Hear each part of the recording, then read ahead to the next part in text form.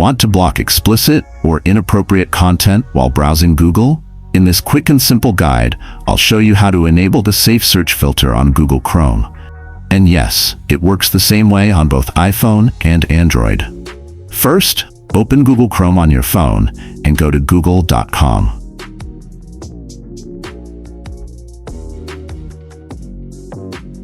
Make sure you're logged into your Google account. Tap your profile picture at the top right corner of the screen, then scroll down until you find the SafeSearch setting. If it's off, you'll see two options: Blur, which hides explicit images but may still allow links and text. Filter, which is the better choice. It blocks all explicit content, including images, links, and text.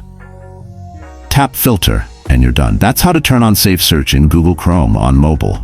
If you found this helpful, drop a comment below, give this video a thumbs up, and don't forget to subscribe for more quick tech tips like this.